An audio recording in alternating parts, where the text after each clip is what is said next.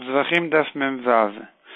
On a vu dans les dapim précédents que le dam n'est pas concerné par le din de pigoul, c'est-à-dire même si le korban est pigoul, celui qui viendrait manger le sang du korban, il est patour, puisque le sang du korban n'est pas une partie du korban qui est permise grâce à une autre partie du korban. Au contraire, c'est le sang du korban qui permet le reste du korban à soit à être sacrifié sur le misbéach, soit à être mangé par celui qui mange le korban.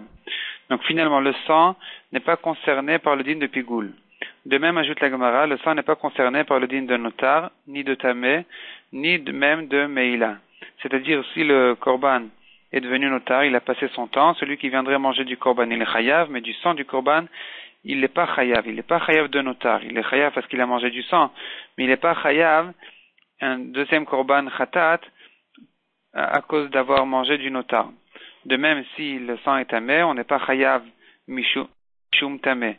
De même, celui qui viendrait profiter de ce sang-là, il n'est pas chayav de korban meila comme quelqu'un qui profite des biens du Ekdesh.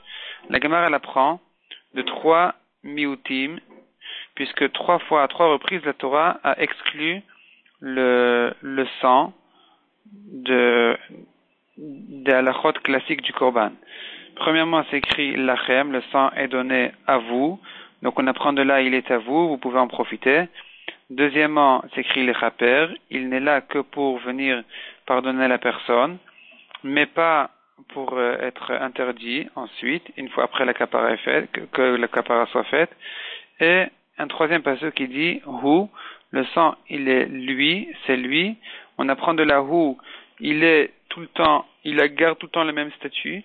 Donc de la même manière qu'après la kapara, c'est pas possible de dire qu'on est chayav là-dessus un korban meila, puisque le principe dit que toute chose qui a déjà été faite, toute mitzvah qui a déjà été faite, eh bien on n'a plus de chiyuv meila, sauf exception. Et donc puisque la Torah ici, elle a fait une dracha pour dire que le sang garde tout le temps son même statut, donc de la même manière qu'une fois que sa mitzvah a été faite, c'est-à-dire après la zrika dam, eh bien on n'a pas de chiyuv meila sur le sang, de la même manière avant même la zrika dam, eh bien on n'a pas de chiyuv de korban meila, celui qui viendrait profiter de ce sang-là. Donc on a ici 3 drachot, une pour dire que le sang est exclu, n'est pas concerné par le din de meila, et encore 2 drachot, une pour l'exclure du din de notar et une pour l'exclure du din de tamé. Donc même s'il était notar ou tamé, on n'est pas chayav mishum notar et mishum tamé. Ensuite la Gemara dit à propos du tamé, nous avons encore 3 psukim qui se répètent et qui disent que le tamé qui mange du korban, il est chayav karet. Ces 3 psukim-là sont écrits à propos de shlamim, et la Gemara demande pourquoi y a-t-il besoin de 3 psukim. 2 psukim, un c'est un principe pour tous les kodashim, tous les korbanot. Un deuxième pasuk qui concerne essentiellement shlamim vient nous apprendre que tout ce qui ressemble au shlamim, eh bien si la personne était tamée quand il a mangé, il est chayav. Mais ce qui ne ressemble pas au shlamim, comme par exemple des choses qui ne sont pas kadosh bekdushat hagouf, c'est-à-dire contrairement à un korban qui son corps lui-même est kadosh. Nous avons parallèlement à ça ce qui s'appelle kedushat bedek habayit, c'est-à-dire des objets qui ont été sanctifiés plutôt pour leur valeur au bedek habayit, c'est-à-dire aux dépenses du Bet Hamikdash, mais pas pour être des korbanot que lui-même soit sacrifié en tant que korban.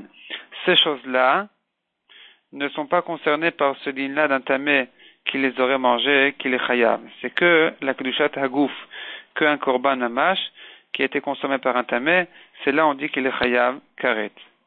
Tandis qu'un tamé qui viendrait profiter, manger d'un objet, une nourriture qui a été sanctifiée que pour sa valeur, eh bien il n'est pas chayav karet.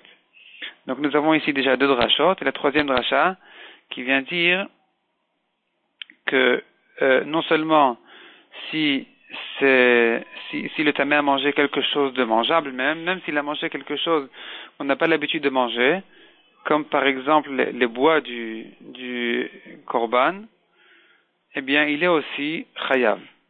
Et la Gemara demande selon Rabbi Shimon qui a dit dans la Mishnah qu'il est patour, pourquoi y a-t-il un troisième pasuk? Répond la Gemara, le 3e pasuk vient apprendre selon Rabbi Shimon que même un korban khatat qui est fait à l'intérieur du echal, malgré que selon Rabbi Shimon, il n'est pas concerné par le din de Pigoul, vient ce troisième pasuk pour nous dire qu'il est lui concerné par le din de Tamé. Donc un Tamé qui viendrait manger de la viande d'un korban khatat qui est fait à l'intérieur, donc au echal, il est chayav karet. Troisième sujet du daf, on revient donc à la machloket qu'on a vu dans la Mishnah. Est-ce que le tamé qui mange des bois de korban, est-ce qu'il est chayav ou pas? Selon Chachamim, oui. Selon Rabbi Shimon, non. La question se pose de quoi il s'agit exactement. Est-ce qu'il s'agit d'un cas où ces bois, le bois ou la ktoret, ou bien la levona sont tmeim, ou bien il s'agit d'un cas où la personne qui vient les manger est tamé? La Gemara ramène là-dessus trois avis. Soit la machloket ne concerne que le cas où c'est les bois qui sont tmeim, mais dans un cas où la personne qui les a mangés est tamé, dans ce cas-là, il est patour. Soit, deuxième avis, c'est de dire que dans les deux cas, il y a le machloket. Donc, selon Rabbi Shimon, aussi bien si le bois est tamé que si la personne est tamé, il est patour. Selon Chachamim, il est toujours chayav. Et troisième avis qui vient dire que seul dans le cas où la personne était tamé, c'est là où on a vu une machloket s'il est chayav ou patour. Selon Rabbi Shimon, patour. Selon Chachamim, chayav. Mais dans un cas où le bois, c'est lui qui est tamé, dans ce cas-là, selon tout le monde, il est chayav, puisque nous avons un passage qui vient dire que même un bois tamé est concerné par le din d'un korban tamé. La Gemara, finalement, vient Rava et dit que la svara est de dire que dans les deux cas, c'est une machloket, c'est-à-dire, si Rabbi Shimon dit qu'un homme tamé est patour, il dira aussi dans un cas où le bois est tamé qu'il est patour, puisque les psukim se suivent un après l'autre. Donc le pasuk qui concerne l'homme tamé qui a mangé du korban et le pasuk qui dit un homme taor qui a mangé du korban tamé, ce sont deux psukim qui se suivent. Et si on considère selon Rabbi Shimon que dans le cas d'un homme tamé il est patour, on devrait dire aussi que dans le cas où le korban est tamé, le bois est tamé, il est aussi patour. Et la Gemara se demande, mais alors pourquoi on a vu un pasuk qui vient inclure même les bois tmeim qui sont aussi concernés par la touma, malgré que c'est pas, en général, un bois n'est pas mekabel touma. Répond la Gemara, ce n'est qu'un din de Rabbanan pour dire que le korban est pas soul, mais ça vient pas dire que c'est l'homme qui viendrait le manger est chayav karet. Et donc il est pas tout.